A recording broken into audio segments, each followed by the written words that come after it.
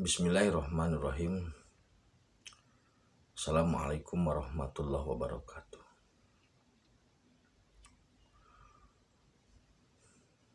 Dengan selalu memanjatkan puji dan syukur kehadirat Allah, semoga kita selalu dalam berkah lindungan dan ridho Allah subhanahu wa ta'ala. Subhanallah walhamdulillah astagfirullah Allahu akbar. Kembali saya dari tim Raja Wali Nusantara. Kali ini masih mengangkat terkait waktu, komparasi antara aktivitas.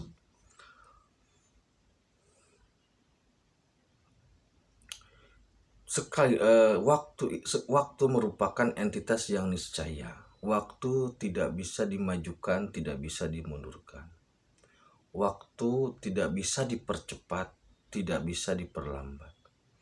Waktu tidak bisa dikejar, tidak bisa ditinggalkan. Waktu mengikat setiap aktivitas manusia, makhluk dalam hal ini manusia. Dan waktu memberi nilai terhadap aktivitas itu. Setiap manusia itu rugi dengan keterikatan waktu dan nilai yang ada padanya, maka setiap manusia itu rugi, kecuali orang-orang yang beriman dan saling mengingatkan dalam benar dalam kesabaran, sabar dalam kebenaran. Setelah kita membahas batu akik sebagai contoh dari alam benda mati, maka sekarang saya akan membahas contoh dari tumbuh-tumbuhan. Jadi alam yang pertama itu yang dibahas alam benda mati, saya ambil sampel batu. Kemudian sekarang adalah alam tumbuh-tumbuhan. Saya ambil contoh janda bolong.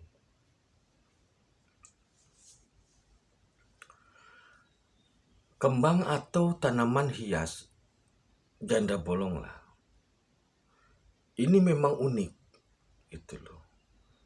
Dulu beberapa waktu yang lalu itu ramai sekali anturium, kemudian gelombang cinta, lidah mertua, wah segala macam. Itu ramai sekali, itu terutama untuk pecinta-pecinta tanaman hias. Tetapi sekali lagi kembali kepada rumus, siapapun yang mencintai berlebihan, dia akan menjadi hamba dari objek tersebut. Nah, faktanya, ya fakta sebenarnya lah ya. Fakta sebenarnya adalah tumbuhan janda bolong itu, ataupun tumbuhan yang lainnya. Tumbuhan janda bolong itu merupakan bernilai itu karena diberi nilai oleh kita. Jadi semacam ada kesepakatan yang tidak tertulis bahwa harga janda bolong sekarang mahal. Dan itu saya yakin tidak berlaku sepanjang waktu. Seperti halnya gelombang cinta dan anturium itu kan hanya berlaku beberapa saat. Tapi titiknya bukan di sana. Titiknya bukan itu. Mau berlaku setahun, 2 tahun harga itu ataupun berapa puluh tahun tidak masalah. Jadi sekali lagi, karena aktivitas kita ini bernilai karena terikat waktu. Ada harian, mingguan, bulanan gitu. Jadi nilainya sehari berapa ribu gitu. Maksudnya efektivitas kerjanya berapa gitu. Nah,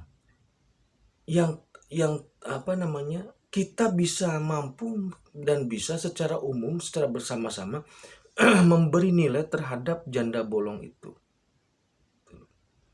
Tetapi apakah kita mampu memberi nilai terhadap diri kita sendiri? Apakah mampu kita memberi nilai terhadap potensi diri kita sendiri? Apa sebenarnya yang bisa kita ambil pelajaran dari tanaman hias ya, atau sekarang yang lagi ramai itu janda bolong? Jadi begini sebenarnya. Yang pertama,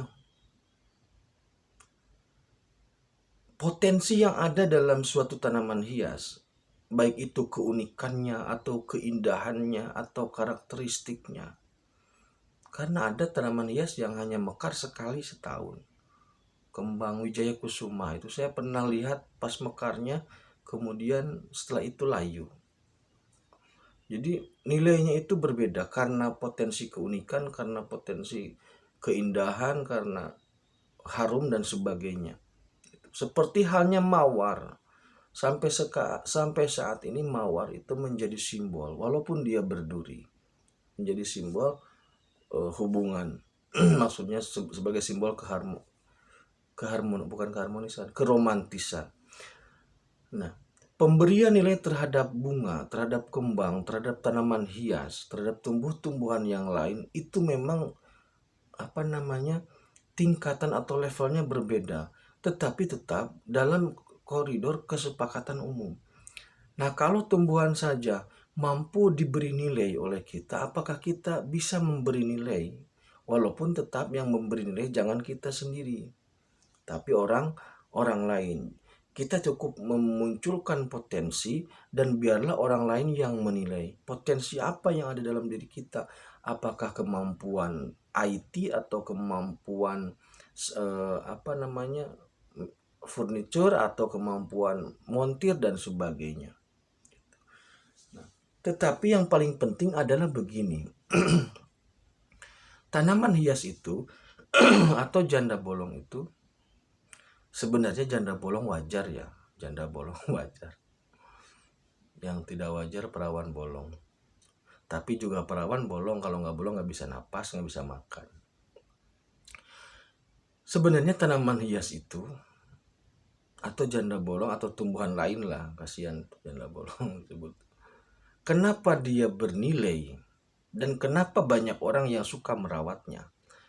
Jadi begini saudaraku, ternyata begini.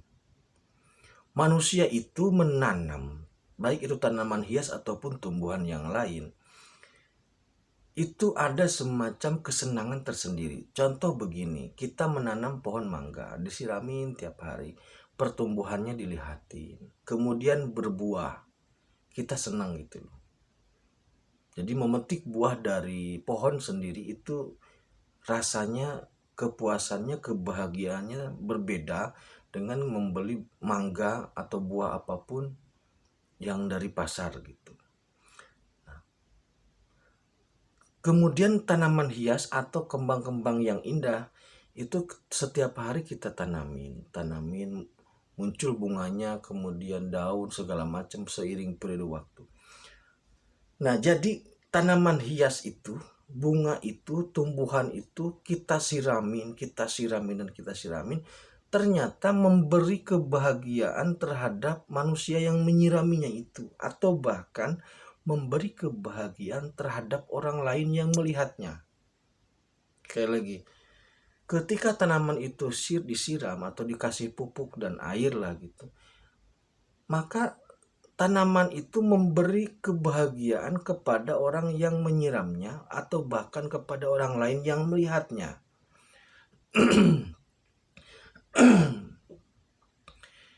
Jadi bunga, kembang atau tanaman itu ternyata mampu memberi kebahagiaan bagi manusia. Pertanyaannya, jadi sederhananya pertanyaannya, kenapa manusia kadang-kadang